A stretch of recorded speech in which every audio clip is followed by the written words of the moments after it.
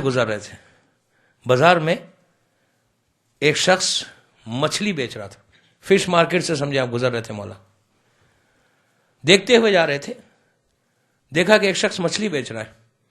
امام نے کہا تو یہ کیسے بیچ رہا ہے مچھلی، یہ تو حرام ہے، تو نے بیچا کیسا ہے؟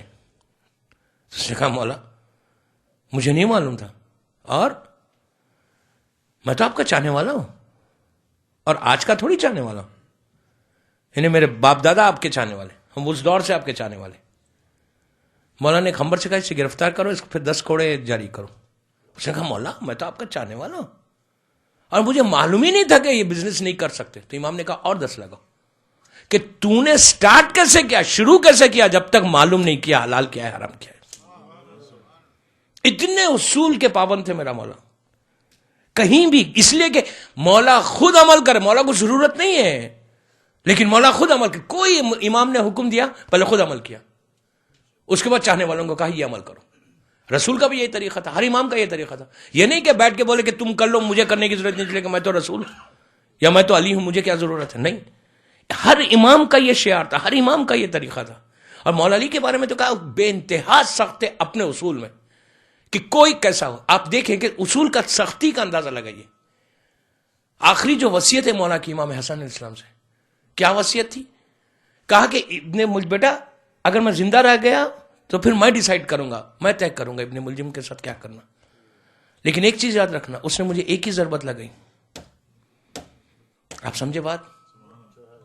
کتنی عجیب بات ہے نا، کہ تم 1 سے 2 نہیں لگانا اس کو، قاتل ہے مولا کا، بولتے اس کو ختم کر دو، میرے بچوں کو یتیم کر رہا، میں شہید ہو رہا، لیکن مولا نے کہا بیٹا اس نے میرے اوپر ایک ہی ضربت لگائی، تم بھی ایک ہی کرنا اس کے اوپر۔ اتنا سخت میرا مولا۔ بولنا بہت آسان ہے، لیو لائک علی، لیو لائک علی، اور یہ بولنا ہے، ایسا نہیں کہ اب آج ہم نہیں بولیں کہ ہم نہیں رہ سکتے، نہیں، کوشش کرنا آپ کا کام ہے، مقصد تک پہنچانا امام کا کام ہے۔ آپ کو ٹرائی کرنا لازم ہے، ہر شیعہ کو ٹرائی کرنا ہے۔ یہ نہیں کہ گھر میں بیٹھ جائیں کہ یار میں تو نہیں کر سکتا، آج کے زمانے میں کیسے کروں گا، مولا کے راستے پہ کیسے چلوں گا، یہاں تو بہت مشکل ہے اس ملک میں۔ نہیں، کوئی ملک ہو، کوئی ملک ہو، کوئی شہر ہو، اسلام کا یہ فقہ کا مسئلہ ہے کہ اگر تم کسی شہر میں اسلام پہ عمل نہیں کر سکتے تو پھر وہاں رہنا حرام ہے۔ اگر آپ نہیں رہ سکتے، نہیں کر سکتے، خدا نہ خاصا اگر آپ کو یہاں بول دیں کہ یہاں نماز نہیں پڑھ سکتے، آپ روزہ نہیں رکھ سکتے، اسلام پہ کوئی عمل نہیں کر سکتے، تو آپ کو اس شہر میں رہنا حرام ہے۔ لیکن یہاں پہ تو کوئی ایسا پرابلم ہی نہیں ہے، آپ آرام سے رہ سکتے۔ تھوڑا سا کوشش کرنا، تھوڑا سا انسان ٹرائی کرے کہ مجھے یہ کرنا ہے۔ دیکھیے محبت اتنی آسان ہے، عمل کرنا اتنا ہی آسان ہے اگر انسان چاہے تو، ورنہ تو بہت مشکل ہے۔ صرف اسلام کو اپنے گھروں میں نافذ کرنے کی کوشش کریں، اسلام کو امپوز کریں اپنے گھر میں، قوانین کو امپوز کریں، مولا علی کی سیرت کو امپوز کریں کہ مجھے یہ کرنا ہے۔ 1 2 ہر سال محرم جب ہے نا تو کم از کم یہ ہمارے لیے ریمائنڈر ہے محرم، اس لیے کہ دیکھیے سب سے پوچھا جائے گا، سب سے پوچھا جائے گا کہ تم نے کیا کیا۔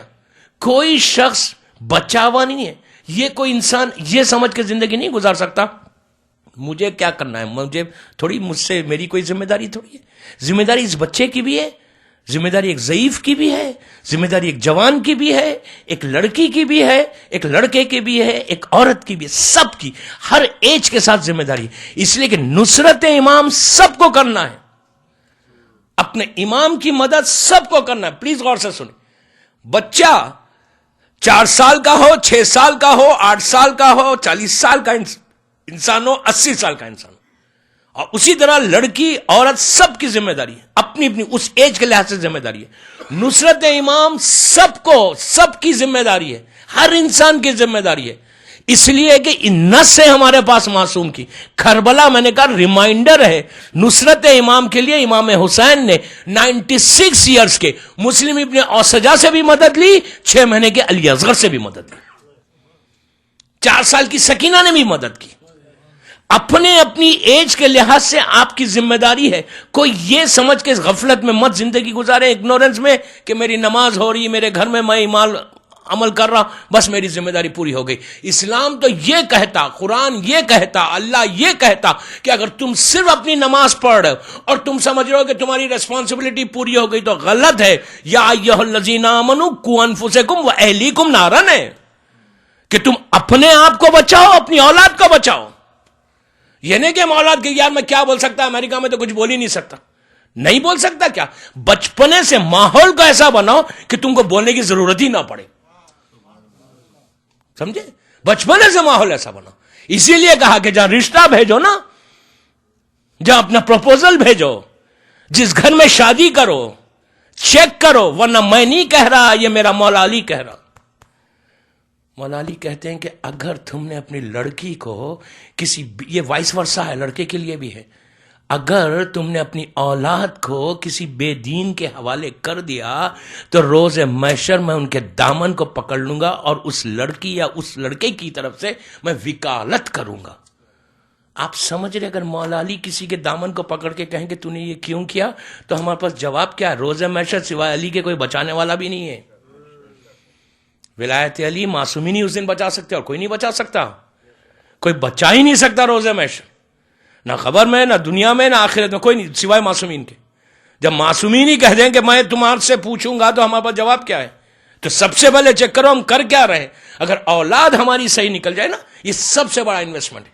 پیسہ، دولت، گھر، مال انویسٹمنٹ نہیں ہے، یہ مولا کے راستے پہ چلنا سب سے بڑا انویسٹمنٹ ہے. اسی لیے کل جیسے میں نے کہا لکھ کے لگائیں گھروں میں، لیو لائک علی، لیو لائک علی، کہ تصور ذہن میں بیٹھ جائے یہ بات.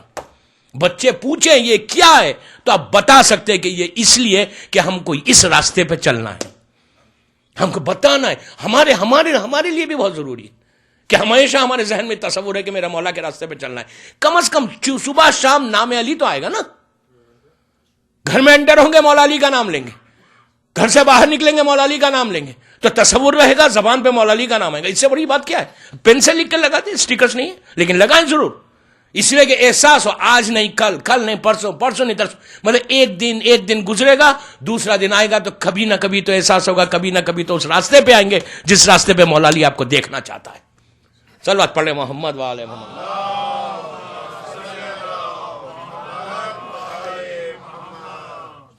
بات اسی پہ پوری نکل جائے گی، علماء پہ نہیں آئے گی بات.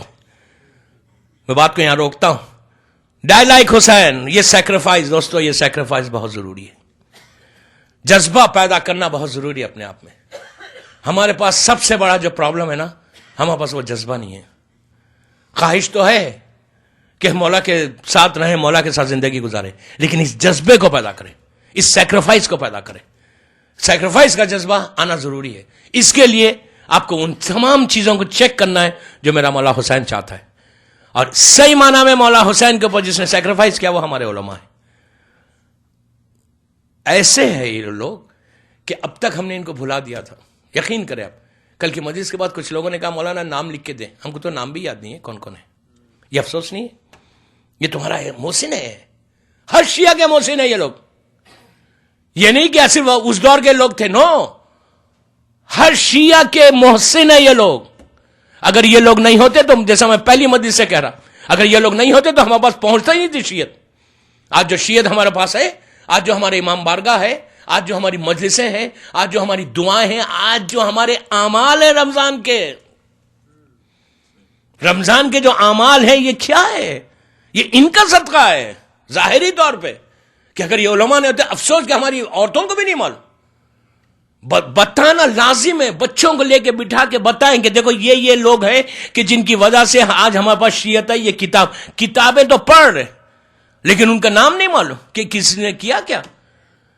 وہ دور اگر آپ یقین کریں، وہ دور اگر آپ وہ پیریڈ دیکھیں نا، امام کی غیبت کے بعد سے 400 سال کا پیریڈ جو تھا، 4th سینچری کا، حالت خراب ہو جائے کہ کس دور میں ان علماء نے اپنا کام کیا. غیبت امام میں ایسی ذمہ داری، آپ یقین کریں ان کے پاس اس وقت کوئی ٹولز ہی نہیں تھے، یعنی کچھ نہیں تھا ان کے پاس، بالکل خالی ہے. لیکن اپنی ذمہ داری کو سمجھ کے انہوں نے وہ آگے بڑھنے لگے اور کام کرنے لگے. کل بات شیخ مفید پہ ختم ہوئی، شیخ یعقوب کلینی پہ ختم ہوئی. شیخ صدوق کے بارے میں 2-3 باتیں بتاتا صرف اس لیے کہ شیخ صدوق وہ پرسنالٹی ہے دوستو کہ پہلا ہمارا یہ مرجع ہے کہ جو زمانے کے امام نے جس کا نام رکھا، اب اس سے اندازہ لگائیے کہ اس آدمی کا مقام امام کی نگاہ میں کیا ہوگا. آپ سوچیں کہ امام وقت بشارت دے رہے اور امام وقت نے ان کا نام رکھا. ان کی اچھا، امام کی نام سے، امام کی دعا سے یہ دنیا میں آئے تھے، تو ان کی ذہانت کا یہ عالم تھا. اتنے انٹیلیجنٹ تھے کہ اس دور کے جو لوگ تھے جب ان سے بات کرتے تھے تو بات کرتے کہتے اچھا تم وہی ہو جو امام کی دعا سے پیدا ہوئے. تو لوگ اس طرح مثال دیتے تھے ان کو، اچھا تم وہی ہو جو امام کی دعا سے پیدا ہوئے. اور ان کی ذہانت کا یہ عالم تھا. چھوٹا سا واقعہ تاریخ کا، لوگ ان کو چیک کرنے لگے کہ ایسے کیسے یہ انٹیلیجنٹ. اچھا، ان کے لیے ایک بات یہاں روک کے بولوں کہ ان کے لیے دوسری بات یہ تھی کہ ان کی جو ماں تھی، غور سے سنیں، ان کی ماں، یہ لوگ جب بھی مدرسے جاتے تھے تو جو بھی اس وقت کا جو ان کا استاد تھے، جو سبق جو لیسن پڑھاتے تھے دین کے، تو ان کو ایسا فیل ہوتا تھا جیسا انہوں نے یہ سنا ہے پہلے. سمجھ رہے آپ؟ ایسا محسوس ہوتا جیسے انہوں نے سنا ہے. آ کے گھر میں کہتے تھے ماں ایسا مجھے محسوس ہو رہا ہے جیسے ہم نے سنا ہے، لیکن ہم تو پہلی دفعہ گئے کلاس میں، پھر یہ کیسا؟ تو ماں نے کہا بیٹا جب تم میرے شکم میں تھے میں تمہارے باپ کا درس دیتے تھے باپ، تو میں جا کر بیٹھتی تھی اور بیٹھ کے سنتی تھی. آج جینیٹک سائنس بھی پروف کرتی نا، جو ماں سنتی وہ بیٹا سنتا، اولاد سنتی جو پیٹ میں.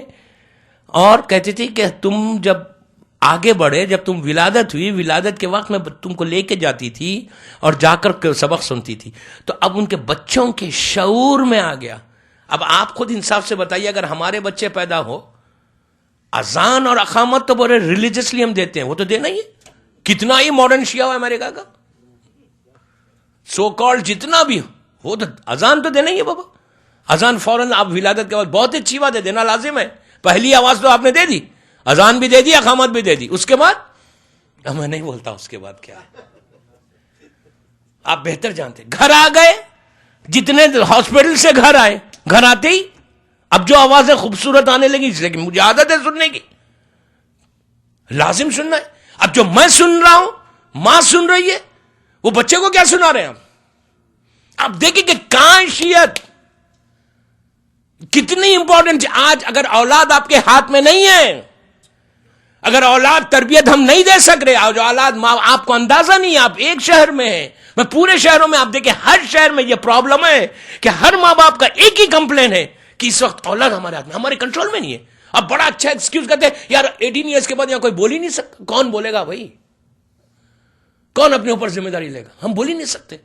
اب بچہ بڑا ہوگا. یہاں تک میں نام شہر کا نہیں لے رہا، یہاں تک سنا ہے کہنے لگے کہ مولانا کم از کم مسلمان تو ہے. اب میں کیا بولوں اس کے آگے آپ سے، میں کیا بولوں آپ کو اس کے آگے؟ کہ مولانا بس یہ صبر ہے کہ مسلمان کو لے کے آئے. یہ ماں باپ، اب آپ دیکھیں کہ حالت کیا ہے ہماری، کہاں جا رہے ہیں ہم؟ پھر شیعت کہاں ہے؟ پھر لیو لائک علی ڈائی لائک حسین کیا ہے؟ محرم مارا جا رہا، کیا سیکھ رہے محرم سے؟ کتنا ایک سٹیپ بتائیے کہ کہاں ہم نے بریک لگایا، کہاں ہم نے کوشش کی. روٹس کو دیکھو، وہ جڑوں کو دیکھو کہ جہاں سے صرف بیماری شروع ہوئی. کتنا آج ہمارے پاس کنٹرول ہے، کتنا ہم یہ کوشش کرتے ہیں کہ بچے کو گھر لا کر وہ آوازیں نہیں سنائے. میں بار بار کہہ رہا ہوں، آپ اس کو معمولی چیز مت سمجھیں. یہ معمولی چیز نہیں. اگر معمولی چیز ہوتی تو اسلام اتنا سٹریس نہیں کرتا اس گناہ کے لیے. اولاد کا دیکھیے، یہ سٹارٹ کر رہے آپ یہاں سے سٹارٹ کر رہے، اس وقت آپ کو احساس نہیں ہو رہا. کیا فرق پڑتا اگر یہاں سے شروع ہو جائے. لیکن وہ بچہ جو معصوم، جو بے گناہ بچہ ہے، معصوم، لٹرلی معصوم ہے، اس کے دامن پہ کوئی داغ نہیں ہے. ہم داغ ڈال رہے ہیں، ہم بچے کے ذہن میں وہ باتیں ڈالے، ہم نے ڈالا، اور پھر بعد میں ہم رو رہے ہیں بیٹھ کے کہ یہ ہم نے کیا کر لیا. یہ ہماری اولاد ہماری بات نہیں سن رہی، نہ بیٹی سن رہی نہ بیٹا سن رہا. ارے بابا کیسا سنیں گے؟ تم نے سٹارٹ کیسے کیا؟ اگر ہم اس وقت بریک کرتے، اس وقت ہم احتیاط کرتے، تو اب میں تو یہی کہتا ہوں یار اب شادی ہو گئی، اب کیا ہے، اب تو روک لو. اور اب تو اتنا ہائی ٹائم ہو گیا اسلام کا کہ ہم اسلام کہاں پہنچ گیا، دنیا کہاں پہنچ گئی، اور ابھی تک ہم کوئی احساس نہیں. میں نے کسی گھر میں یہ نہیں سنا، میں آپ کے شہر کی بات نہیں کر رہا، کہ کسی گھر میں نے یہ نہیں سنا کہ یار یہ ختم کرنا ہے ورنہ ہماری اولاد بگڑ جائے گی. ایک فیشن کیا ہے؟ کیا بغیر اس کے دنیا پہ شہر میں لوگ نہیں؟ ایسے لوگ ہیں جن کی یہاں پہ بھی اولاد ایسی نیک اور صالح ہے. اگر ہم یہاں آج یہ کنٹرول پھر لیو لائک علی ڈائی لائک حسین مولا ہم آپ پہ جان دیں گے. بابا کہاں دو گے جان؟ کیسے دو گے جان؟ اولاد ہی ہاتھ سے نکل گئی. میری ٹاپک تربیت اولاد نہیں ہے. ان علماء کی باتیں صرف اس لیے کر رہا کہ میں ہمارے یوتھ میں ایک موٹیویشن پیدا ہو کہ بچوں کے دلوں میں خواہش ہو, ان لڑکیوں کے دلوں میں خواہش ہو کہ ہماری اولاد ہوگی تو ہم ہر گھر سے صدوق اور خمینی کو نکالیں گے باہر. نکالنے کی کوشش تو کرو. صدوق کا ان کا عالم یہ کہ ماں کہتی ہے بیٹا میں نے سنا ہی نہیں کوئی چیز.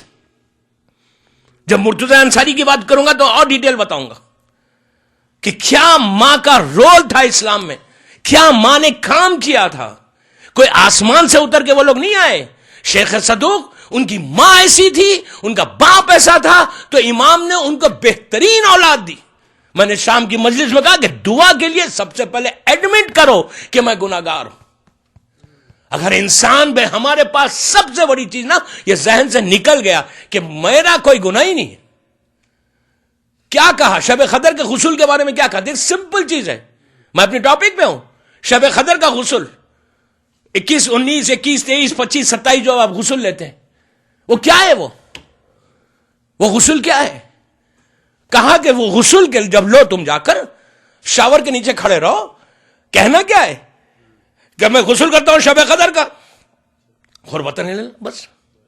اب آپ بولو اس میں امام کی سلامتی کے لیے جتنا بولنا ہے وہ آگے بولو. یہ تو اتنی ایک لائن تھی. کہا بولنے کے بعد پانی ڈالنے سے پہلے اپنے گناہوں کو یاد کرو اس رات میں. ایکسپٹ یور سن, ایکسپٹ کہ مولا میں سب سے بڑا گناہگار ہوں اس وقت. پروردگار آج کی رات ایک عظیم ترین رات ہے, 1000 مہینوں کی رات ہے. یہ وہ رات ہے کہ جس رات کو پورے تو رحمت کے دروازوں کو کھولتا ہے. اس رات میں اپنے گناہ کو ایکسپٹ کرتا ہوں اور ایکسپٹ کر کے تیری بارگاہ میں غسل کرتا ہوں. تو معصوم کہتے ہیں کہ تم سر پہ پانی نہیں ڈال رہے بلکہ اپنے جسم سے پورے گناہوں کو پاک کر رہے, کچھ نہیں کر رہے, اب سے پانی جا رہا آپ کے سر سے. اور آپ کو معلوم ہے کہ رمضان, اب بات آئیے 2 منٹ اور سن لیں. رمضان کا پہلا حصہ, دوسرا حصہ, تیسرا حصہ. رمضان کا پہلا حصہ دعاؤں کو مانگنے کا ہے, نعمتوں کو مانگنے کا ہے. دوسرا حصہ 11 سے 20, 11 سیکنڈ حصہ جو رمضان کا ہے وہ اپنے روزوں کو, اپنی عبادتوں کو قبول کرانے کا ہے. غور سے سننا, آخری حصہ رمضان کے لاسٹ 10 نائٹس جو ہیں وہ صرف جہنم کی آگ سے بچنے کا ہے. آپ کو عجیب لگ رہا ہوگا کہ شیعہ اور جہنم کی آگ. ارے بابا 10 دن, آخری 10 ڈیز 19 سے 27 تک ہر امام دنیا بھر میں, ہر امام بارگاہ, ہر مسجد, ہر گھر میں 19 سے 27 کے 5 راتوں میں کون سی دعا پڑھتے ہیں؟ ریلیجسلی پڑھتے ہیں, تسبیح کو پانی میں ڈال کے ہلا ہلا کے پڑھتے ہیں. کیا کہتے ہیں 100 مرتبہ؟ خلصنا من النار یا رب. کون کہہ رہا ہے یہ؟ مولا کہہ رہے ہیں تم بولو. مولا بولتے تھے, خدا نہ خواستہ مولا کے تعلق سے کوئی نہ سوچے, لیکن مولا درس دے رہے ہیں. جوشن کبیر ہر گھر میں ہوتی ہے, بہترین دعا. لاسٹ 10 ڈیز میں ہم کیا دعا مانگ رہے ہیں؟ خلصنا من النار, پروردگار اس آگ سے بچا لے. میں کہہ رہا ہے جوشن کبیر کہہ رہی. اسی لیے میں بار بار کہتا ہوں ترجمہ پڑھو, ٹرانسلیشن پڑھو ہر دعا کا. دین یو ول ریئلائز کہ کیا چیز ہے. روز آپ قنوت میں کیا پڑھتے ہیں نماز میں؟ کہتے ہیں کہ جہنم میں آگ. مولا کے چاہنے والے بابا مولا نے سکھایا. یہ عابد بغلامی نہیں بول رہا. ربنا آتنا فی الدنیا حسنہ وفی الآخرۃ حسنہ وقنا. میں کہہ رہا روز ہم کہہ رہے پروردگار جہنم کی آگ سے بچا لے. جہنم کی آگ کو کیا سمجھ رہے آپ؟ اتنی تپش ہے کہ 70 مرتبہ آگ کو بجھایا تو یہ آگ کی تپش ہے. قرآن کا سورہ ہے نا, خانہ کعبہ کا طواف کرتے ہیں عمرے میں تو یہی تو سورہ پڑھتے کرتے ہیں. کہ اللہ تو جہنم کی آگ سے بچا، جہنم کی آگ. یہ عام مسلمانوں میں نہیں ہے، ہمارے پاس ہے، شیعہ نے حیدر کرار کے پاس ہے. اللہ تو جہنم کی. ہم کو مولا تعلیم دے رہے، مولا علی کی تعلیم دعا ہے کہ دیکھو تم آگ سے بچو، آگ سے اپنے آپ کو بچانے کی دعا مانگو. خلصنا من النار یا رب، خلصنا من النار یا رب. کیا کہہ رہے ہو؟ کبھی رمضان میں بتاؤں گا کہ کیا چیز ایک ایک دن، ایک ایک رات، ایک ایک گھنٹہ، ایک ایک منٹ ایسا ہے دوستو کہ رمضان میں تم عرش الہی تک جا سکتے. سمجھو تو رمضان کیا ہے. حالت ہماری مطلب ٹوٹل اگنورڈ ہے، ٹوٹل بالکل. ہم بس ایک روٹین پہ چل رہے، بس ویسا نہیں چل رہا ہے. اپنے آنکھوں کو کھولیں، اپنے ذہن کو کھولیں کہ ہمارے علماء نے کام کیا کیا. شیخ صدوق کہ حالت ان کی ماں تربیت کیسے دے رہی ہے، اور ہمارے گھروں میں مائیں کیسے تربیت دے رہی ہیں. میری ٹاپک تربیت اولاد نہیں ہے، ورنہ بولتا پوری ڈیٹیل میں اس میں. بہرحال ایک سروات پڑھ لیں محمد وآل محمد.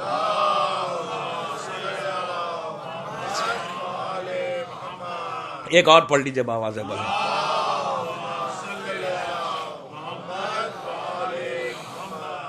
آگ سے بچنا کتنا امپورٹنٹ ہے.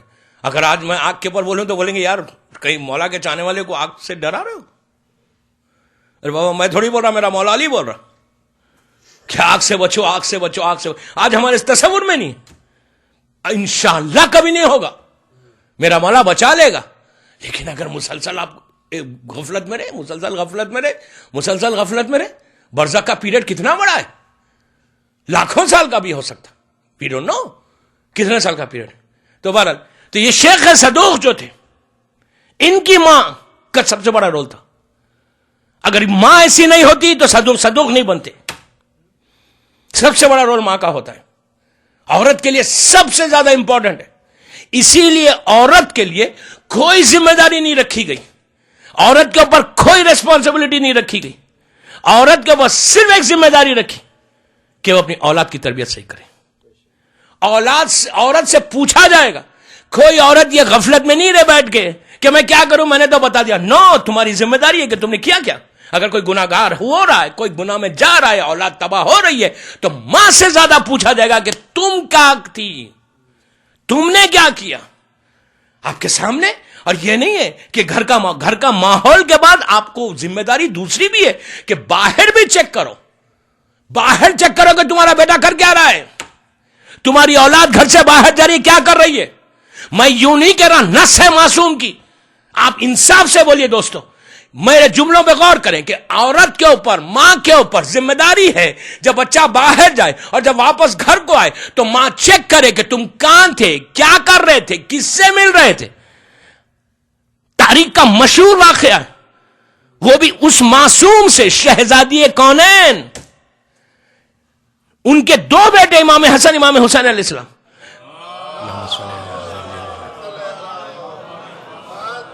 امام حسن، امام حسین کو تربیت کی ضرورت نہیں ہے. پلیز غور سے سننا. تربیت کی معصوم کو، امام کو ضرورت نہیں پڑتی. تربیت کی ضرورت نہیں ہے.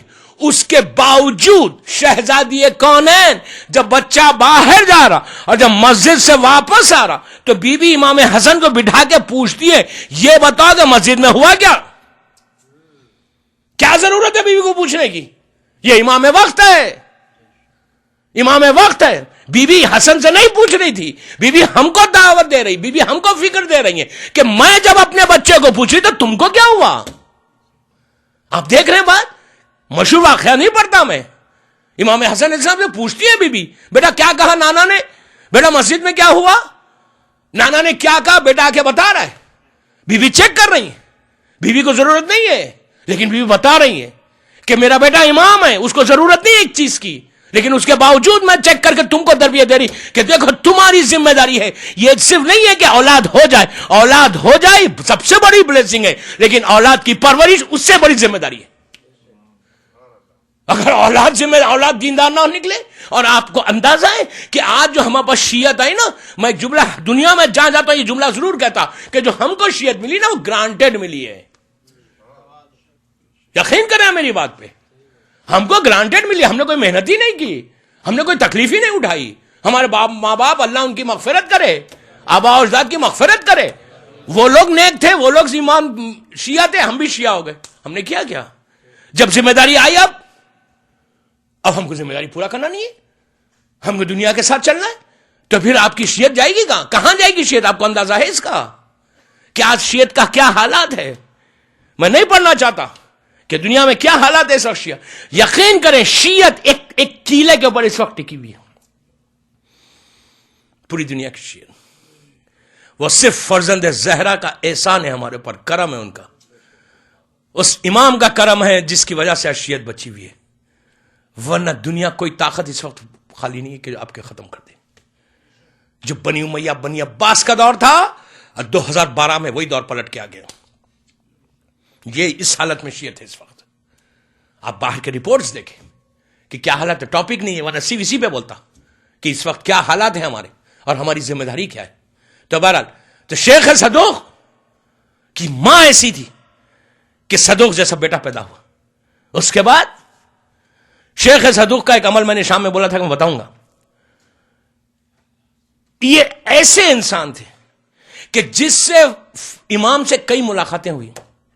ان کی ایک بڑی مشہور کتاب ہے ملا یازر الفقی, تو ہے وہ ایکسٹراڈنری بک ہے. جیسے یعقوب کلینی نے لکھی اصول کافی, اس کی ڈیٹیل آپ نے سنی. ملا یازر الفقی ہے وہ کتاب ہے دوستو کہ جس سے امام نے جس کو دیکھا بھی اس دور کی یعنی 4th سینچری کی یہ ایکسٹراڈنری بک ملا یازر الفقی. اگر یہ کسی ایک اتنا بڑا نام چوڑا جو نام ہے کہ یہ وہ کتاب ہے, اگر آج بھی کتاب موجود ہے کہ اگر وہ یہ کتاب کسی کے گھر میں رہ جائے تو پھر اس کو کسی فقی کی ضرورت ہی نہیں ہے. یہ اتنی مکمل اور جامع اتنی کمپلیٹ بک ہے ملا یازر الفقی, ایکسٹرا آرڈینری بک. اب اس کا اردو میں ترجمہ ہو گیا, کوشش کریں لا کے پاکستان میں ہوا ہے, کوشش کریں پڑھنے کا. آئی ڈونٹ نو انگلش میں ہوا یا نہیں. ایکسٹرا آرڈینری بک. دوسری چیز شیخ صدوق کی کتاب ہے, وہ کتاب ضرور پڑھے, میری خواہش کہ ہر گھر میں رہنا چاہیے. اس کا بھی اردو میں ترجمہ ہوا. یہ ہر گھر میں اس لیے کہ یہ وہ کتاب ہے ان کی شیخ کی کہ جس کو زمانے کے امام نے خواہش کر کے, آپ سوچیں کہ اگر امام کسی سے خواہش کرے کہ تم یہ کتاب لکھو تو کتاب کیسی ہوگی وہ, کہ امام کی خواہش پہ. ہوا کیا تھا اس زمانے میں, یہ جو بخارا ہے جہاں کے مولانا بخاری ہے جو صحیح بخاری کے جو رائٹر ہیں, ان کے بخارے میں یہ گئے ہوئے تھے. اور بخارا ایران کا شہر ہے اور ایران میں اس وقت بڑی حکومت تھی مسلمانوں کی, اور یہاں پر ایک ہلچل مچی ہوئی تھی کہ امام غیبت میں چلے گئے, اتنی لمبی زندگی کیسی ممکن ہی نہیں ہے, شیعوں کی باتیں, اور نئے نئے لوگ پیدا ہو گئے. امام کے تعلق سے بڑے شک پیدا ہونے لگے تھے, بے انتہا شک پیدا. تو ان کے ذہن میں ایک بہت بڑے عالم تھے شیعہ, یہ جب ملنے گئے بخارے میں بہت بڑے عالم, ان کو بھی ڈاؤٹ ہونے لگا یار امام اتنے دن کا سر ہو گئے, 200 سال ہو گئے امام پردے میں, ایسا کیسے لمبی زندگی. تو اس وقت یہ بھی ہلکا سا کنفیوز ہے. کنفیوز میں کچھ یقین کم نہیں ہوا, یہ بہت بڑی ہستی ہے. خواب میں دیکھا, انہوں نے خواب میں دیکھا کہ خانہ کعبہ ہے, اللہ ہم کو زیارت نصیب کرے انشاءاللہ. حجر اسود ہے, وہ بلیک سٹون جو ہے, کبھی بتاؤں گا بلیک سٹون وہ کیا چیز ہے. عجیب چیز ہے دوستو, عجیب چیز ہے. وہ ایمان کو لیتا ہے, ایمان کو چھوڑتا بھی ہے, محبت علی کا اعلان کرتا ہے. وہ گواہ بنے گا ایک دن انشاءاللہ روز محشر.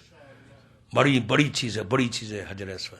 تو بہرحال خواب میں دیکھنے کے حجر اسود کے پاس یہ کھڑے ہوئے اور دعا مانگ رہے ہیں. تو ان کی پیٹھ پہ کھات آیا شانے کے, یہ پلٹ کے دیکھتے ہیں, امام سے پہلے ملاقات ہے. خواب میں دیکھ رہے ہیں کہ فرزند زہرا پیچھے کھڑے ہوئے, ایسا مار کے کہہ رہے ہیں محمد تم بھی گھبرا گئے. امام کی محبت دیکھو. اس کے بعد امام کے جملے سنے, سر رکھ کے بولتے محمد تم بھی گھبرا گئے, تم تو ہماری دعا سے پیدا ہوئے, تمہارا نام تو ہم نے رکھا, تم کو کیسے شک آنے لگا. تم ہمارے لیے کتاب لکھو, اور جتنے اوپر لوگوں کو اللہ نے لمبی زندگی دی, جیسے 4 نبیوں کو زندگی دی, دجال کو زندگی دی, یاجوج ماجوج کو زندگی دی, اور جتنے زندگی دی نا ان سب کا ذکر کرو, اور ہمارے لیے غیبت کے اوپر ایک کتاب لکھو. اب کیا تھا, خواب سے بیدار ہوئے, اور سو ایکسائٹڈ کہ میں مولا سے ملا, فوراً قلم لیتے ہیں, پیپر جو بھی سسٹم تھا اس زمانے میں, لکھنا شروع کیا. اس کتاب کا نام ہے اتمام دین و اتمام نعمہ. ایکسٹرا آرڈینری بک ہے, اور انہوں نے دلائل کے ساتھ پورے اس کتاب کو لکھا.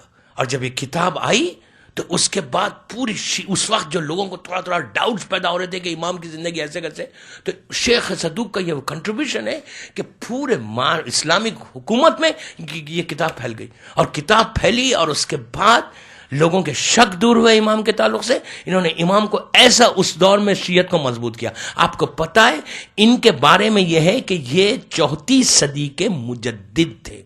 مجدد اس کو کہتے ہیں کہ جس نے نئی زندگی دین کو دی، جو نئی لائف دے کسی چیز کو. اسلام کے 14 مجدد ہیں. میں کل بتاؤں گا 2 امام ہیں، 5ویں اور 8ویں امام، اور 12 یہ علماء ہیں کہ جن کے بارے میں کہا کہ یہ لوگ اگر نہیں ہوتے تو سینچری ہی میں اسلام ختم ہو جاتا. یہ عالم ہے. اب شیخ صدوق کی، اور اس لیے کہ آج کے بعد صرف 3 مدرسے ہیں اور فہرست لمبی ہے، تو شاید میں ان کے بارے میں ڈیٹیل میں نہیں جاؤں. شیخ صدوق کے بارے میں اور ایک چیز سن لیں کہ ان کا مزار آج بھی امامزادہ شاہ عبد العظیم میں ہے. اب آپ دیکھیں گے امامزادہ شاہ عبد العظیم کی زیارت سبھی کرتے ہیں. مولا کی زیارت مشہد کی ہم کو سب کو نصیب ہو انشاءاللہ. ہم معصومہ کے پاس بھی جائیں، امامزادے کی زیارت کو تو سبھی جاتے ہیں. جو تہران جاتا ہے امامزادہ شاہ عبد العظیم کے پاس ضرور جاتا ہے. لیکن کبھی ہم کو یہ فکر ہوئی کہ امامزادہ شاہ عبد العظیم میں کون دفن ہے؟ یہ وہ پرسنالٹی ہے جو امام کی دعا سے پیدا ہوا. امام نام رکھا، امام جس کو سلام کرتا تھا. شیخ صدوق امامزادہ شاہ عبد العظیم کا جو حرم ہے اسی احاطے کے اندر یہ دفن ہے.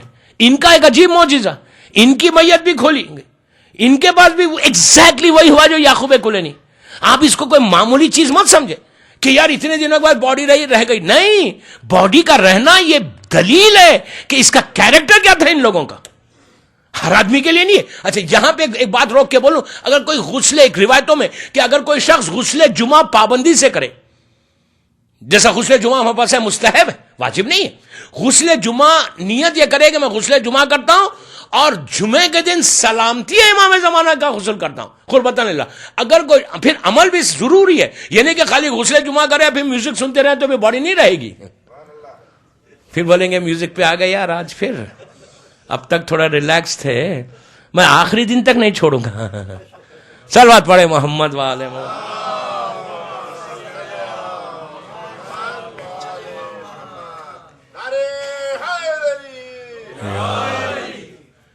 اگر کوئی غسل جمعہ کرے پابندی کے ساتھ اور پھر اعمال صحیح ہے، اس کے اعمال شرط ہے کہ اعمال صحیح ہو.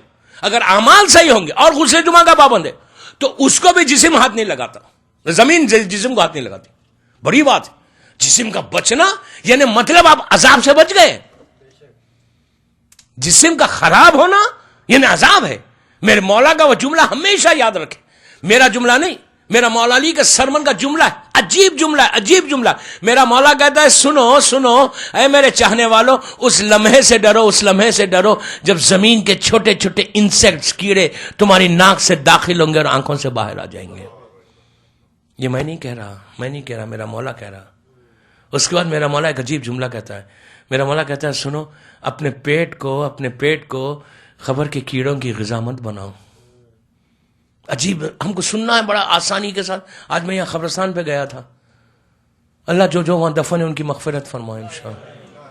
ہم گئے، دیکھا کیسے کیسے لوگ آرام کر رہے ہیں. وہاں گئے، بس سلام کیا، دعا پڑھی. اچھا وہ ایک بات یہاں روک کے بول دوں، وہاں جو سلام لکھا ہوا ہے نا آپ کے یہاں قبرستان میں، السلام علیکم یا لا الہ الا اللہ بحق لا الہ الا اللہ کیف لا الہ، وہ سلام ضرور پڑھا کریں. اس سلام کو اگنور مت کریں. بات آئی ہے تو سن لیں، 1 منٹ کی بات ہے لیکن اس کا فائدہ دیکھیں. خالی 4 لائن کا سلام ہے. ہر تاخیبات کی کتاب میں سلام لے ہے. ہر تاخیب، نماز کی جو تاخیبات کی کتاب ہے اس میں یہ سلام موجود ہے. یہ سلام میرا مولا سے ہے، امیر المومنین سے ہے. وہ سلام کیا ہے پتہ ہے؟ میرا مولا کہتا ہے، عابد الرامی نہیں، اس ہر کتاب میں لکھا ہوا ہے. میرا مولا سے سلام ہے کہ اگر کوئی شخص قبرستان میں جا کر، یہ میں نے یہاں دیکھا آپ کے قبرستان میں، اگر کوئی شخص جا کے قبرستان میں یہ سلام پڑھے گا، کتنی دیر کا سلام ہے؟ ½ منٹ کا بھی نہیں ہے، 20-25 سیکنڈ کا سلام ہے. 4 لائن ہے خالی. اگر کوئی شخص یہ سلام پڑھے گا، آپ دیکھیں کہ کرم دیکھیں. اب میں جہنم کی بات کیا، اس لیے پھر یہ ثواب کی بھی بات کر رہا کہ کتنا آسان ہے. کہ امام کہتا ہے، میرا مولا کہتا ہے اگر کوئی شخص یہ سلام پڑھے 4 لائن کا، تو جیسے ہی اس کا سلام ختم ہوتا، مولا کے نام پہ ختم ہوتا، جیسے ہی ختم ہوگا اللہ اس کے اور اس کے ماں باپ کے، اس کے اور اس کے ماں باپ کے 50 سال کے گناہ معاف کر دے گا. مذاق ہے. اب امیجن کریں. ایک سلام، ایک سلام. مولا کہتا ہے کہ اگر کوئی پڑھتا ہے تو 50 ایئرس کے اس کے گناہ، اس کے والدین کے گناہ معاف کر دے گا. لیکن اس کے بعد پھر ریلیکس ہونا نہیں ہے کہ اب تو معاف ہو گیا 50 سال، اب تو بونس ہی بونس ہے ہمارا، اب پھر کرتے جاؤ. بعض وقت ایک گناہ 100 سال کے برابر ہو جاتا. اگر کسی کا دل دکھا دیا، کسی کو ہرٹ کر دیا، اس لیے کہ وہ زخم تو بھرتا ہی نہیں زبان کا. میں کیا کہہ رہا آپ سے؟ مثال کے طور پہ کسی کو ہرٹ کر دیا، اور ہرٹ کون کرتا ہے؟ غریب کبھی نہیں کرتا. میں کیا کہہ رہا؟ جو پیسے والا ہوتا ہے نا وہی بولتا ہے. غریب تو بیچارہ غریب ہی ہے، اس کی تو زبان ہی نہیں ہوتی منہ میں. تو تھوڑا سا ڈالر اگر بڑھ جائے نا، 10,000 سے 20,000 ہو جائے تو چیک کریں کوئی زبان کا گناہ تو نہیں ہو رہا. تھوڑا سا بڑا گھر آ جائے تو سوچو کسی کو ہرٹ تو نہیں کر رہے. تو 50 سال کے گناہ 100 سال کے گناہ ہو جائیں گے. پھر روز پڑھتے رہو، بڑا مشکل ہو جائے گا. پلیز یہ چیک کرنا ہے. اور یہ صرف مردوں میں نہیں، عورتوں میں بھی ہے، اور ان کی تو ماشاءاللہ چلتی ہے. یہاں کی عورتوں کی نہیں چلتی. میں کام بات کر رہا، یقین کریں آپ. زبان جب چلتی ہے تو کوئی روک سکتا ہے؟ جس کو چاہے جو چاہے بول دو. ارے بابا بولنے سے پہلے سنو کہ تم آج کسی کو بول رہے، کل کوئی بولنے والا ہے، تم کو کوئی پکڑنے والا ہے. میری ٹاپک نہیں ہے. ورنہ زبان کا گناہ وہ سخت ترین گناہ ہے، ایسا گناہ ہے کہ اللہ اس کو معاف نہیں کرتا. بعض وقت تو دفن کے ساتھ ہی عذاب شروع ہوتا. بہرحال شیخ صدوق یہ وہ پرسنالٹی کہ جن کے بارے میں یہ کہ ابھی ان کے تو بار بار رہبر کے انقلاب کے بعد کا یہ واقعہ ہے. انہیں 79 کے بعد کا واقعہ ان کا، کہ ان کی خبر جب کھولی گئی تھی تو ان کی باڈی، ان کے بارے میں کہ ان کے چہرے پہ داڑھی پہ جو مہندی تھی وہ رنگ نہیں گیا تھا. آپ سوچ رہے. اچھا اور ایک بات بتاؤ، علی ابن فاضل مازندرانی وہ پہلی پرسنالٹی ہے جو جزیرہ خضرا میں گئی، جو وہ جزیرہ جس پہ ہمارا امام کی ظاہری حکومت ہے. پہلا جو شخص ہے وہ وہاں جزیرے میں گیا. یہ گرین لینڈ یا برمودا نہیں ہے، وہ جزیرہ خضرا. تو بہرحال جب پہنچے تو جب وہ واپس آئے تو لوگوں نے ان سے پوچھا، یہ بولیے کہ اس دنیا سے وہاں پہ کسی کا ذکر ہوتا ہے؟ یہاں کے لوگوں کا، وہاں کے لوگ جو ہے، وہاں جو آبادی ہے، ان لوگ، یہ دنیا میں جو لوگ ہم لوگ جہاں رہتے ہیں یہاں کے لوگوں کو جانتے ہیں؟ کبھی ذکر ہوتا ہے؟ تو آپ یقین کریں گے علی ابن فاضل مازندرانی کہتے ہیں 4 شخصیتوں کا ذکر ہوتا ہے وہاں پہ، ہر کی زبان پہ ان کا نام ہے. آپ سوچیں امام کے شہر میں جہاں امام ہے، جہاں مکمل طور پر ظاہری حکومت ہے، جہاں ٹوٹل امام کی حکومت ہے، وہاں کے لوگ جو صبح شام انتظار امام میں زندگی گزار رہے، وہ لوگ یہاں کے 4 ایسی شخصیتیں جن کا ذکر، جن کا نام زبان پر صبح شام رہتا، ان کے حق میں دعا کرتے. اس لیے کہ علی ابن فاضل مازندرانی کا زمانہ حال کا زمانہ ہے، انہیں 200-300 سال پرانا زمانہ ہے، اور یہ شیخ صدوق کا زمانہ 1000 سال پرانا زمانہ ہے. تو وہ لوگ ہمیشہ ان کے لیے مغفرت کی دعا کرتے رہتے. دعا کیا کرتے؟ مغفرت کی، کچھ نہیں کہتے. آپ دیکھیں کہ وہاں کے لوگ کیسے اپنے محسن کو یاد کر رہے اور ہم کیسے یاد کر رہے. پوچھا وہ کون ہے؟ تو پہلا جو نام لیا وہ یعقوب کلینی کا نام لیا، دوسرا جو نام لیا وہ شیخ صدوق کا نام لیا، تیسرا جو نام لیا وہ سید مرتضیٰ کا نام لیا، چوتھا جو نام لیا علامہ ہلی کا نام لیا. یہ کون ہے کہ ان کا کام ہے تو یاد کیا نا. میں یہی تو کہہ رہا کہ یہ مجالس کے بعد تھوڑا سا موٹیویشن آئے. اگر کوئی یوتھ، کوئی جوان، کوئی لڑکی، کوئی لڑکا کوشش کرے تو آپ اس سٹیج تک پہنچ سکتے. یہ مت سمجھو کہ شیخ صدوق کوئی آسمان سے اتر کے آئے تھے، یہ مت سمجھو. کام کرنا تمہارا کام ہے. کوشش کرو، خلوص ہوگا، امام کی مدد ضرور ہوگی آپ کے ساتھ انشاءاللہ. امام یہ دیکھ کے نہیں کرتا کہ بڑے گھر کا یا غریب لوگ ہیں. امام یہ دیکھتا ہے کہ تمہارے پاس خلوص کتنا ہے، تم کتنے پائس ہو، تم کتنی احتیاط کرتے، تم میری بات پہ کتنا عمل کرتے. دوستو جیسی آگے بڑھو گے نا تو انشاءاللہ آپ دیکھیں گے کہ نصرت امام کرنے سے مزہ کیا ہے، لطف کیا ہے، اور دنیا اور آخرت کی عزت ہے. یاد رکھنا. شیخ صدوق کے بعد کا پیریڈ شیخ مفید کا ہے.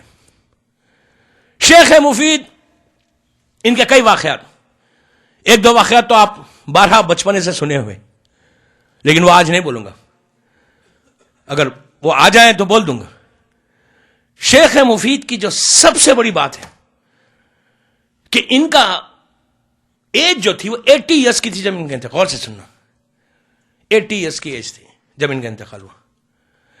شیخ مفید کے انتقال کے وقت پورا مملکت اسلامیہ، پوری گورنمنٹ آف اسلامک جو جہاں حکومت تھی اسلامک، پوری اس لیے دشمن حکومت تھی، بنی عباس کی حکومت چل رہی تھی، ہر طرف دشمنی تھی. ایران پورا جو شہر تھا وہ دشمن اہل بیت کا شہر تھا.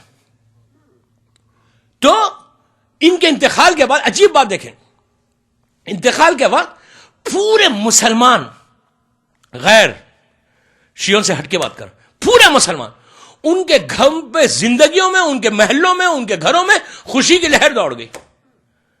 کہا کہ آج وہ مرا جو پورے مسلمانوں سے اکیلا لڑا تھا. آپ سمجھے بات، کہ ایک اکیلا مجاہد تھا شیعت کا شیخ مفید. اتنا بڑا کنٹریبیوشن ہے اس شخص کا کہ ہیں شیخ سید نہیں ہے. صرف اس سے اندازہ لگائیے کہ اس شیخ کے خواب میں مادر حسین آئے. اب اس سے بڑا آنر کسی مرد کے لیے، کسی انسان کے لیے، عورت ہو مرد ہو کوئی ہو، اس سے بڑا آنر کسی کو مل سکتا؟ شیخ وہ ہیں، غور سے سننا، شیخ وہ ہیں کہ جنہوں نے شہزادی کونین کی آواز سنی. شیخ وہ ہیں کہ جنہوں نے امام حسن امام حسین کا بچپنا دیکھا. مذاق ہے. اب سوچیں، ہم تصور نہیں کر سکتے، ہم سوچ نہیں سکتے کہ مادر حسین جس کے خواب میں آئے، جس نے حسن اور حسین کو بچپنے میں دیکھا، اور بیوی کا یہ کہنا کہ اے شیخ مکمل پردے میں آئی، آ کے گفتگو کی، گفتگو کر کے کہا شیخ یہ حسن، اور امام حسن چھوٹے 3-4 سال کے، 4-5 سال کے، امام حسین کو دیکھا 4-5 سال کے، دونوں انگلیاں پکڑے ہوئے ہیں اپنی ماں کے، اور شیخ کا جملہ، بیوی کا جملہ کہ اے شیخ یہ میرے بچوں کو، حسن اور حسین کو، یہ میرے بچوں کو فقہ سکھا. اب سوچیں کہ کیا مقام ہے اس بندے کا. اس سے بڑا آنر تو کسی کا نہیں ہو سکتا نا. جب خواب دیکھا، اگر ہم دیکھتے تو ہم کہتے یار میں اتنا بڑا عالم بن گیا. ہمارے ذہن میں کیا آتا فوراً؟ اوہ میں تو سب دنیا کا سب سے بڑا عالم ہو گیا. ان کا عالم تھا امامہ اتارا، سر پیٹ کے رونے لگے کہ یہ میں نے کیا دیکھا، میرے سے کیا غلطی ہو گئی کہ بیوی آئی خواب میں اور حسن حسین کو سکھاؤں گا. آپ دیکھیں فرق کتنا ہے شیعت میں اس وقت. ہمارے پاس کچھ بھی نہیں ہے، ہم 0+0 ہیں، لیکن اس کے بعد ہمارا غرور اور تکبر، یہ ہم کو احساس نہیں اسلام کا. کتنا زمانہ بدل گیا. شیخ منہ پیٹ کے رونے لگے کہ مجھ سے کیا غلطی ہو گئی کہ مادر حسین مجھے آ کے تنبیہ کر رہی کہ میں حسنین کو دین سکھاؤں گا. روتا ہوا شیخ نماز فجر کے بعد سویا نہیں، روتا رہا، روتا. اس دن کچھ نہیں کرتے، روتے روتے روتے صبح 9 یا 10 بجے یہ جاتے تھے مسجد خضرا میں، نجف اشرف میں. اللہ ہمارے مولا کی زیارت نصیب ہو انشاءاللہ. جاتے تھے، چھوٹی سی مسجد تھی. بڑی اداس ہو کے، پریشان ہو کے جب پہنچے مسجد میں تو جو ان کے اسٹوڈنٹس تھے انہوں نے کہا شیخ آر یو اوکے، کیا ہوا آپ کو؟ کسی کو نہیں بتایا. اتنا غم چہرے پہ، اتنا غم، آنکھیں سوجی ہوئی کہ میں نے کیا، مجھ سے غلطی کیا ہو گئی. پہنچے، کچھ دیر گزری، بغداد کی ایک پاک اور پاکیزہ بی بی جس کا نام بھی فاطمہ ہے، اسی پردے میں، اسی لحاظ سے آئی، اسی وضع کے بچے چھوٹے 2، اور آ کے وہی جملے کہے کہ شیخ میرے بچوں کو فقہ سکھا. اب احساس ہوا کہ خواب کی تعبیر کیا تھی. اب جو شیخ نے پرسنل انٹرسٹ لیا ان بچوں میں، ایسا انٹرسٹ لیا کہ پھر کوئی سید رضی بنا، کوئی سید مرتضی بنا. یہ وہ شیخ ہیں دوستو. ان کی زندگی کی عجیب عجیب واقعات ہیں. میں آج 5-10 منٹ زیادہ لے ہی لوں گا، معاف کر دیں آپ مجھے. صلوات پڑھ لیں محمد وآل محمد.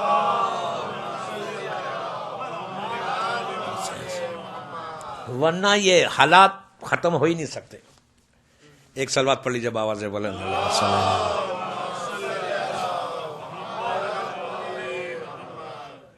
تعلیم حاصل کر رہے تھے، 16-17 سال کا سن، یہ 18 سال کا سن تھا. 18 ایئرس اولڈ بوائے. کیا ہوتی ہے 18 سال کا سن؟ 18 سال کے سن میں یہ بغداد آئے.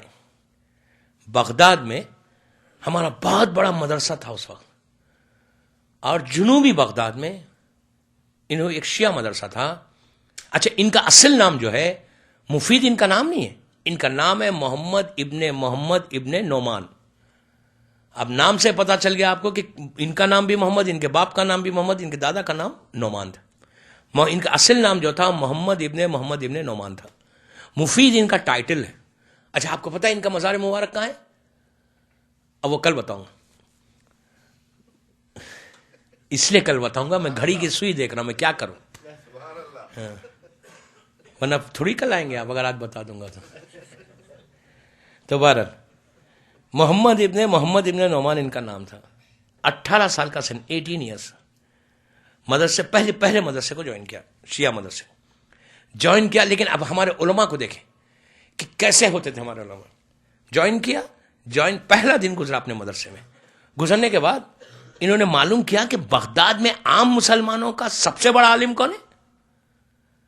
تو پتا چلا عبداللہ بغدادی ہے, اور اس کے بعد 10,000 کے قریب اسٹوڈنٹس ہیں, اور بڑا مدرسہ اس کا چلاتا ہے, بڑا تقریریں کرتا ہے. انہوں نے اپنے استاد سے کہا کہ کیا میں جا کے وہ فقہ بھی سیکھوں مسلمانوں کی؟ تو کہا چاہیے. ہمارا عالم صرف اپنی فقہ کا عالم نہیں ہوتا تھا. ہم کو آج ٹائم اپنے مرجع کی پڑھنے کی نہیں ہے, آپ دوسروں کی فقہ کی بات کر رہے ہیں. ہم کو کچھ نہیں, ہم کو کچھ مسئلے انٹرنیٹ سے پڑھنا ہے اور مرجع بن جانا ہے. میں کیا کہہ رہا آپ سے, فوراً فتوے دینا ہے, فوراً 4 لوگوں میں کھڑے رہ کر ڈرائنگ روم ٹاک یہ کرنا ہے. بابا ڈرائنگ روم ٹاک کو بھی چینج کرے, کہ یہ نہیں کرنا ہے کہ بیٹھ کے وہ انہوں نے ایسا کہا. ہم کو معلوم ہی کیا, ہم تو 0+0 ہے, کچھ نہیں معلوم نا بھائی, کیا ذرہ بھی نہیں ہے, خطرہ بھی نہیں ہے ان کے علم کے مقابلے میں.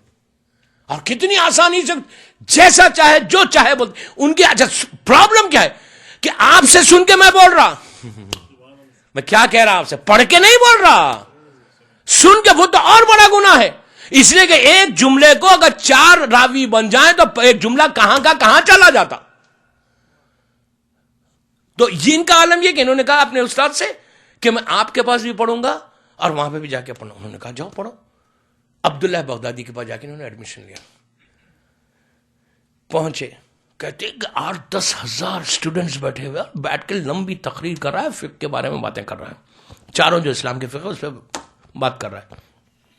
یہ پہنچ کے انہوں نے کیا کیا, صبح سے شام تک, شام جب آئی تو جب ان کو موقع ملا اس کے ممبر کے قریب جانے کے, ممبر تخت جو بھی تھا قریب گئے.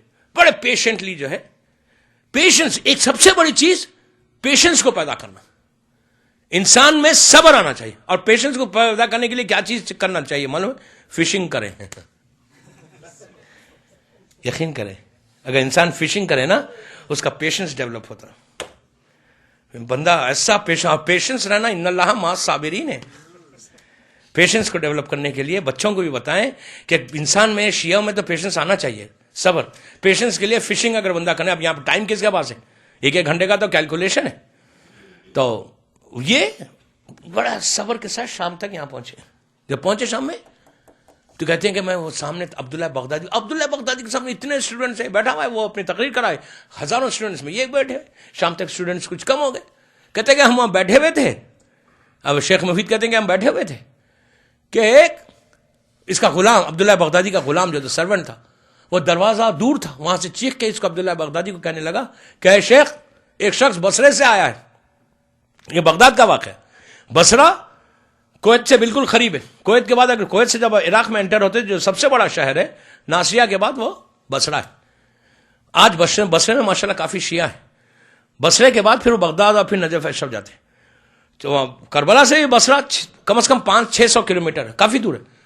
تو اس نے پکار کے کہا کہ یہ بغداد کا واقعہ ہے, 400-500 کلومیٹر دور سے. اس زمانے کا راستہ اور بھی الگ تھا. اس نے پکار کے کہا کہ شیخ, بصرے سے ایک شخص آیا, آپ سے کچھ پوچھنا چاہتا ہے. تو اس نے کہا یہ بتاؤ کہ وہ عالم ہے یا جاہل ہے.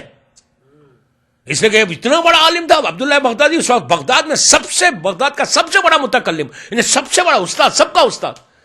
تو اس نے پوچھا اپنے غلام سے کہ کون ہے وہ, عالم ہے یا جاہل ہے. تو اس غلام نے کہا نہیں مجھے نہیں معلوم کون ہے. تو کہا اندر بھیج دے. وہ اندر آیا. یہ شیخ مفید کہتے ہیں کہ میں بیٹھا ہوا, سامنے بیٹھا ہوا اور وہ آیا, آ کے ان کو سلام کیا, عبداللہ بغدادی کو سلام کر کے کہا شیخ میں تجھ سے ایک سوال کروں. تو کہا کیا سوال ہے تیرا, تو کیوں آئے؟ تو کہا میرا ایک عجیب سوال ہے, اب میرا ایک سوال ہے, مجھے کنفیوژن ہے, میں پوچھنا چاہتا آپ سے. اس نے کہا پوچھو. اس نے کہا یہ بتائیے کہ واقعہ غدیر میں اور واقعہ غار میں فرق کیا ہے؟ آپ سمجھ رہے ہیں؟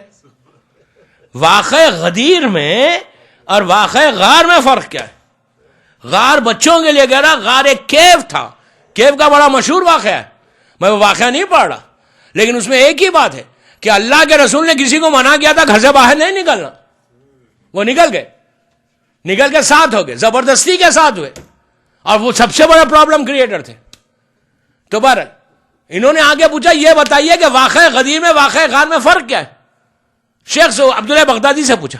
تو عبداللہ بغدادی نے کہا واقعہ غدیر 400 سال پہلے ہوا, 1000 کا وہی واقعہ, انہوں نے 4th سینچری کا ہے, 400 سال پہلے ہوا, 400 ایئرس پہلے ہوا. اور واقعہ غدیر حدیث ہے, رسول نے علی کو مولا کہا, من کن تو مولا فہذا علی مولا کہا, تو مولا کے 1000 مانے, دوست کے بھی 1000 مانے, لیکن واقعہ غار یہ حقیقت ہے. لوگوں نے جاتے دیکھا ان کو, جاتے ہوئے دیکھا, اور وہ غار میں گئے, اور واقعہ غار کی اہمیت زیادہ ہے واقعہ غدیر سے. اس کے بعد پلٹ کے کہتا ہے کہ اے شخص سن, بصرے والے کو کہتا ہے اے شخص سن, ہمیشہ یاد رکھنا جو کانوں سنی بات ہے اور جو آنکھوں دیکھی بات ہے, کانوں سنی بات کا جو کان سے سنتے ہو اس کا مقام کم ہے, جو آنکھ سے دیکھتے ہو اس کا مقام زیادہ ہے. اور واقعہ غدیر کانوں سنی بات ہے, حدیث ہے, غار میں جانا آنکھوں دیکھی بات ہے. جیسے ہی اس نے ختم کیا, ان کا سن 18 سال کا ہے شیخ مفید کا, کھڑے ہو گئے, کھڑے رہ کے کہا السلام علیکم. کہا شیخ میں تجھ سے ایک سوال کروں. تو یہ بسرے والا بھی ان کو دیکھنے لگا, پورا مجمع ان کو دیکھنے لگا, نیا اسٹوڈنٹ, پہلا دن ہے. تو عبداللہ بغدادی نے کہا پوچھو کیا پوچھنا ہے. تو کہا آپ یہ بتائیے کہ آپ حضرت علی علیہ السلام کو کیا مانتے ہیں؟ تو کہا کیا مانتے؟ چوتھا خلیفہ مانتے, خلیفہ برحق مانتے. تو کہا کہ یہ وہ خلیفہ برحق مانتے ہیں؟ تو کہا آف کورس مانتے ہیں, مسلمانوں نے ان کے ہاتھ پہ بیعت کی ہے. تو کہا یہ بتائیے کہ اگر کوئی خلیفہ برحق کے خلاف میدان میں آئے تو اس کے بارے میں کیا خیال ہے آپ کا؟ تو کہا کہ وہ فاسق ہے, فاجر ہے, جہنمی ہے جو خلیفہ کے سامنے آئے. تو فوراً رک گیا, رک کے کہنے لگا نہیں نہیں نہیں, فاسق و فاجر ہے لیکن انہوں نے معافی مانگ لی تھی. جیسے ہی کہا معافی مانگی تھی, شیخ نے پلٹ کے کہا میدان میں آنا آنکھوں دیکھی بات ہے, معافی کا مانگنا کانوں سنی بات ہے. اور آپ نے ابھی کہا جو آنکھوں دیکھی بات ہے اس کی اہمیت زیادہ ہے, جو کانوں سنی بات ہے اس کی اہمیت کم ہے. ایک لمحے میں وہ دنگ ہو گیا, یہ بندہ کون ہے؟ پوچھا تم کون ہو, کس کے شاگرد ہو؟ جنہوں نے اپنے استاد کا نام لیا. اندر گیا, خط لکھا, لکھ کے لا کے کہا اپنے استاد کو دے دینا. یہ سیدھا شیخ مفید شام میں اپنے اسکول آئے. پھر جب اسکول پہنچے جا کے لیٹر دیا, استاد نے پڑھا, پڑھنے کے بعد کہا کہ واقعہ کیا ہوا. انہوں نے واقعہ بیان کیا. تو کہا اس نے عبداللہ بغدادی نے لکھا ہے کہ تم اسلام کے لیے مفید ہونے والے ہیں. 2 روایتیں ہیں, ایک روایت یہ ہے کہ اس عبداللہ بغدادی نے ان کو ٹائٹل دیا تھا, ایک روایت یہ ہے کہ زمانے کے امام نے ان سے کہا تھا کہ تم مفید ہونے والے. مفید کا مطلب انہیں اسلام کے لیے سب سے اچھے, فائدہ مند, سب سے زیادہ فائدہ مند ہونے والے تھے. اسلام کتنی بڑی بات ہے کہ ایک آدمی پورے اسلام کے لیے فائدہ مند بننے والا. تو آپ نے ایک بات غور کی کہ ہمارا عالم کبھی بھی ڈرتا نہیں تھا. یہ ایسے ان کا جذبہ یہ تھا اسلام کو سرو کرنے کا. 18 ایئرس کے ہیں لیکن ایسا کام کیا. ان کے بارے میں یہ ہے کہ چاروں فقہ کے یہ امام بن گئے تھے. اتنا علم ان کا ایسا تھا کہ دوسرے مذہب والے, یعنی مثال کے طور پہ شافعی عالم اگر کوئی مسئلے میں ڈاؤٹ ہوتا تو شیخ مفید سے پوچھتا. اپنی فقہ تو چھوڑ دے, ان کے بارے میں, ان کا دین کا, ان کے تقوی کا یہ عالم ہے. ان کے تقوی, ان کے بارے میں کہ بڑی لئیم پرسنالٹی تھی. انہیں زیادہ لمبے نہیں تھے, کوئی بڑے موٹے تازے نہیں تھے, بڑے دبلے پتلے. ان کے بارے میں یہ ہے کہ 18 سے, عجیب روایت, 18 سے 20 گھنٹے یہ کام کرتے تھے. 350 کتابیں دوستوں, گننا مشکل ہے. 350 ایک پیج کی کتاب نہیں تھی. ہزاروں پیجز لکھے ہیں اس شخص نے. 80 سال کی لائف میں، 80 ایئرس کی لائف میں ڈیلی 20 آورز کام کرنے والے کا نام شیخ مفید ہے. 350 کتابوں کا ہم کو وہ ذخیرہ دیا کہ اس وقت کی شیعت، ابھی ان کی زندگی کی 2-3 اور بڑے انٹرسٹنگ واقعات، وہ میں کل بتاؤں گا انشاءاللہ.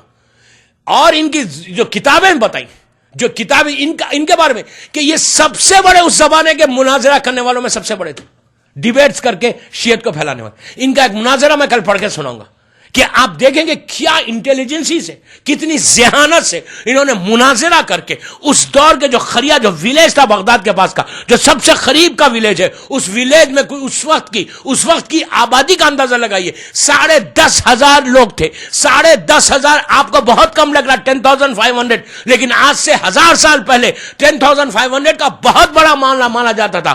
اس شہر میں 10,500 مسلمانوں کو مولا علی کی محبت دلانا، مولا علی کی طرف رجوع کرانا، یہ اس شخص کا کام تھا. ایک چھوٹا سا مناظرہ ہوا تھا، وہ مناظرہ کل جو ڈیبیٹ ہوا تھا وہاں کے سب سے بڑے عالم کے ساتھ، تو میں ڈیبیٹ پڑھ کے سناؤں گا کل کہ کس انداز سے انہوں نے ڈیبیٹ کر کے. ہمارا کوئی مرجع ایسا نہیں ہے کہ صرف نماز پڑھتا رہے، روزے کی بات کرے. نو، ان لوگوں نے محبت اہل بیت کو، مولا علی کی ولایت کو، معصومین کے حق کو دنیا کے سامنے پیش کر کے، مختلف مذہب کے لوگوں سے مناظرے کر کے، ڈیبیٹس کر کے. ان کا ایک ڈیبیٹ عیسائی عالم کے ساتھ بھی ہے جو عیسائی لوگوں کو مسلمان کیا، کچھ یہودیوں کے ساتھ ہے، یہودیوں کو مسلمان کیا. صرف بیٹھ کے بغداد میں کام نہیں کر رہے، ان کا مشن تھا کہ پورے عراق میں آج جو شیعت پھیل رہی ہے، آج جو 80% شیعہ ہے، یہ ان کا بھی کنٹریبیوشن ہے کہ جنہوں نے شیعت کو وہاں مضبوط کر کے ہمیشہ کے لیے اپنے نام کو روشن کر دیا.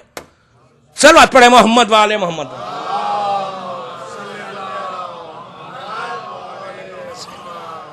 یہ وہ ہستیاں ہیں دوستو، ان کا نام ضرور لینا اپنے نماز شب میں.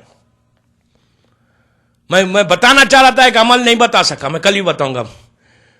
نماز شب میں ان کا نام ضرور نہیں پڑھ سک رہے نماز، تو ایک فاتحہ اپنے مرحومین کے ساتھ ان علماء پہ بھی ضرور پڑھنا. ان کا ہمارے اوپر احسان ہے، لازم پڑھنا. یہ وہ لوگ ہیں کہ آپ کی دعائیں ان کے ذریعے قبول ہو سکتی ہیں. آپ سمجھ رہے ہیں؟ اگر ان کا نام لے کر، ان کا واسطہ دے کر مولا سے کہیں، یا ان سے کہیں کہ آپ میرے مولا کے قریب ہیں، آپ میرے لیے دعا کریں. جب آپ ان کو کوئی تحفہ بھیجیں گے تو ضرور یہ آپ کی طرف دیکھیں گے، تو اس وقت آپ کہیں، ایک الحم پڑھ کے، 3 صلوات پڑھ کے، 3 سورہ توحید پڑھ کے، صلوات پڑھ کے آپ کہیں اللہ ان پر رحم کر. پھر ان سے کہیں کہ آپ میرے مولا کے قریب ہیں نا، آپ میرے لیے دعا کروا دیں. آپ دیکھیں کہ آپ کی دعائیں قبول کیسے ہوتی. یہ وہ شخصیت ہے شیخ مفید کی. لیکن وہی بات کہ کوئی آیا اور چلا گیا، سب کا غم ایک منزل پہ تھا، ختم ہو گیا. صرف ایک ہی غم ہے، بس صبح شام ایک ہی غم ہے. اور آج کا دن ایک مصیبت کا دن تھا جو گزر گیا. کربلا کے اس عزادار کا ماتم تھا. آج کربلا کے اس ماتمدار کا ماتم تھا جو کربلا کے بعد صرف یہ کہہ کے روتا تھا کہ الشام الشام الشام. راوی نے پوچھا، مولا بابا کی شہادت کربلا میں ہوئی، چچا کربلا میں شہید ہوا، بھائی کے سینے پہ برچھی کربلا میں لگی، لیکن مولا آپ شام کو یاد کر رہے تو تڑپ کے کہتے، ارے شام وہ جگہ ہے جہاں میری ماں بہنوں کے سروں پہ چادر نہیں تھی. شام وہ جگہ ہے کہ جہاں ہمارا تماشا کیا جا رہا تھا. امام دوستو کتنے دن مسلسل روتے، اور آپ کے آنسوؤں کا عالم کیا تھا. آپ کو یہ روایت عجیب لگے گی کہ امام کا یہ عالم تھا کہ جب رونا شروع کرتے تو ایسا روتے کہ پانی جو آیا ہے وضو کے لیے پانی خراب ہو جاتا، پانی بدلا جاتا. اتنا گریا کے بعد بھی امام کی زندگی کا یالہ، اور امام کی پیٹھ پہ جو تازیانے لگے تھے نا، کربلا سے کوفہ، کوفے سے شام، اس کے نشان کب تک باقی تھے آپ سنیں گے. 34 برس میرا مولا کربلا کے بعد زندہ رہا، 34 ایئرس. اور جب میرے مولا کی شہادت کے بعد غسل دے رہے تھے 5ویں امام، تو کچھ جو چاہنے والے قریب تھے انہوں نے دیکھا کہ مولا کی پیٹھ پہ کچھ نشان ہے. تو پانچویں امام سے پوچھا کہ مولا یہ نشان کہہ کے ہیں؟ تو کہا میرا بابا راتوں کی تاریک میں روٹیوں کا انبار لے کر غریب اور یتیموں کی زنجیریں ہلاتا تھا، یہ وہ روٹیاں بانٹ رہا ہے جس کا پورا گھر کربلا میں بھوکا پیاسا شہید ہو گیا۔ تو اس وقت چاہنے والوں نے کہا مولا اس نشان کے ساتھ کچھ اور بھی نشان نظر آ رہے۔ تو اس وقت امام نے روتے ہوئے کہا وہ بابا کے اوپر جو تازیانے بلند ہوئے یہ اس کے نشان ہیں، 34 برس تک میرے مولا کی پیٹھ پہ تازیانوں کے نشان تھے۔ عزیزوں بڑی آسانی سے میں نے پڑھ بھی لیا، آپ نے سن بھی لیا کہ کیسے تازیانے تھے۔ یہی وجہ تھی وہ امام کا جملہ کہ بابا آپ کے بیٹے میں اب اتنی طاقت نہیں ہے بابا کہ اور تازیانے کھاؤ۔ جب بی بی سکینہ اونٹ سے زمین پر آئی تھی اس وقت چوتھے امام کا جملہ تھا کہ بابا میرے پیٹ میں تازیانے بہت پڑ رہے ہیں، بابا میری پاس اتنی طاقت نہیں ہے۔ ایک روایت کی خواہش ہے اسی پہ میں مجلس تمام کروں کہ جب یہ قافلہ جا رہا تھا یہاں سے کوفے سے آگے بڑھا اور شام کے قریب پہنچا، اس لیے کہ اب 3-4 دن اور رہ گئے۔ 4 دن کے بعد جب 29 محرم کی رات گزرے اور پہلی سفر آئے نا، وہ یاد رکھنا وہ عاشورے سے کم نہیں ہے وہ دن۔ آپ کو عجیب لگا نا عاشورے سے بھی کوئی بڑا دن ہے؟ ایک چیز یاد رکھنا، عاشورے کو حسین شہید ہوئے، پہلی سفر کو زینب دربار میں گئی۔ عاشورے سے کم نہیں ہے پہلی سفر کا دن۔ 4 دن باقی، یہ قافلہ تیزی کے ساتھ کوفے سے آگے بڑھتا ہوا شام کی طرف جا رہا۔ عزیزوں راستے میں ایک رات ایسی آئی، انہی راتوں میں ایک رات ایسی آئی کہ شمر نے عمر سعد سے کہا کہ عمر سعد ہم آگے نہیں بڑھ سکتے، رات میں ہم کو یہاں قیام کرنا ہے، آگے حالات صحیح نہیں ہیں۔ تو اس نے کہا کہ ٹھیک ہے قیام کریں، لیکن ہمارے ساتھ سر ہیں، ان سروں کی حفاظت کرنا ہے، معلوم کر کوئی جگہ ہے یہاں پہ جہاں ہم سر کو رکھوا دیں یا ٹھہر جائیں۔ اس نے معلوم کروایا تو کہا یہاں پہ ایک عورت کا محل ہے، ایک خاتون کا محل ہے۔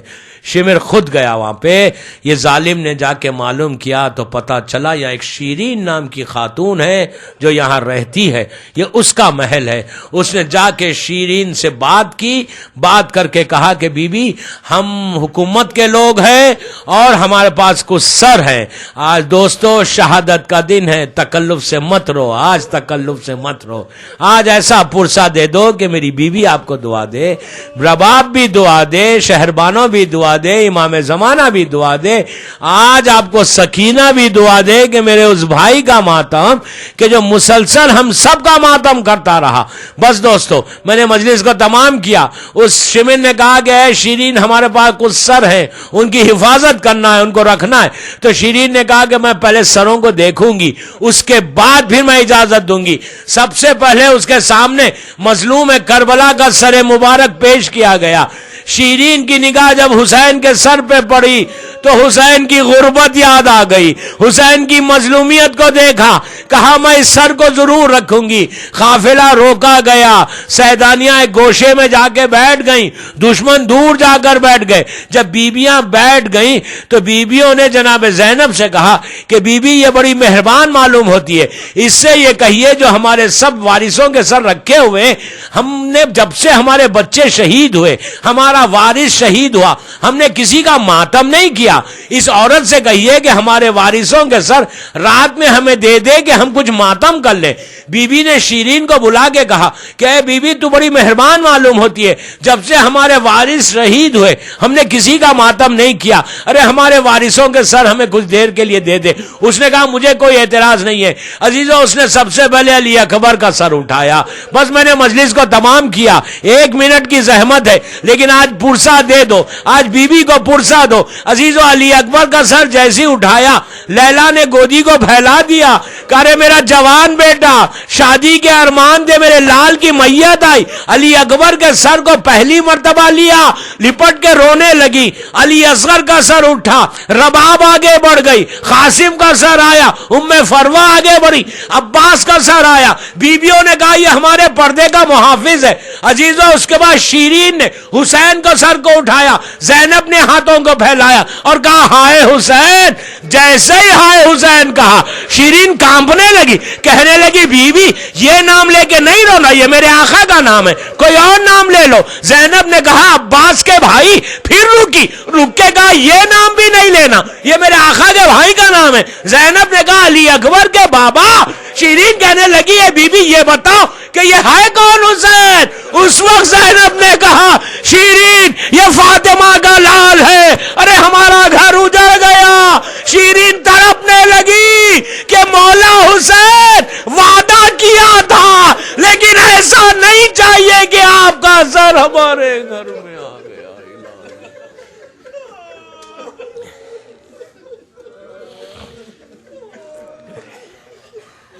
پروردگار میرے مظلوم امام کی مصیبتوں کا واسطہ ان آوازوں پہ تو اپنی رحمت کو نازل فرما۔ سب مل کے آمین بولیے، بآواز بلند بولیے، دعا کا وقت ہے۔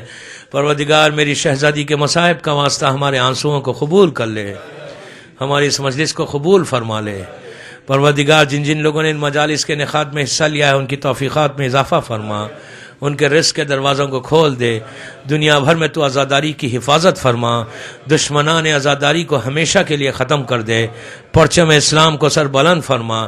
پروردگار ہم کو سعادت دے کہ اس سال ہم زیادہ سے زیادہ اپنے مظلوم کا ذکر کریں، اور جب بھی اپنے غریب کا ذکر کریں اس ذکر کو بی بی کی بارگاہ میں قبولیت تک پہنچا دے۔ پروردگار ہم کو سعادت دے کہ ہم تیرے دین کی، تیرے بندوں کی خدمت کر سکے۔ ہمارے تمام مرجع علماء، ذاکرین، مجتہدین اور تمام محبان آل محمد کے درجات کو بلند فرما، ان کی قبروں میں اپنی رحمتوں کو نازل فرما۔ فرزند زہرا اپنی آخری حجت، اپنی رحمت و نعمت و برکت کو سلامت رکھ۔ میرے مولا کی سلامتی کے صدقے میں جن کے ماں باپ زندہ ہیں انہیں سلامت رکھ، جن کے ماں باپ دنیا سے گزر گئے ان کی قبروں میں اپنی رحمتوں کو نازل فرما۔ ہم کو کوئی غم مت دے سوائے غم حسین کے۔ پروردگار آج جس مظلوم کا غم تھا، جس مظلوم کی شہادت تھی، تیری اس حجت کا واسطہ جو جو مولا کے چاہنے والے دنیا بھر میں بیمار ہیں انہیں مکمل طور پر صحت کاملہ عطا فرما، اور جو جو بیماریاں ہم میں ہیں اللہ ان بیماریوں کو دور کر دے۔ بیمار امام کا واسطہ ہمارے گناہ کبیرہ اور صغیرہ کو معاف کر دے، ہم کو تو اپنا عبد صالح بنا دے۔ ہمارے امام کے ظہور میں تعجیل فرما، ہم سب کو امام کے ناصروں میں شمار فرما۔ ایک سورہ فاتحہ جن جن لوگوں نے ان مجالس کے انعقاد میں حصہ لیا ان کے مرحومین، غدیر امام بارگاہ کے جو مینجمنٹ ہیں ان کے مرحومین، اپنے اپنے مرحومین، اور شیخ مفید اور شیخ صدوق یعقوب کلینی اور جتنے ہمارے علماء ہیں ان کے لیے سورہ فاتحہ، ان سب کے والدین کے لیے بھی پڑھ دیں۔ بسم اللہ۔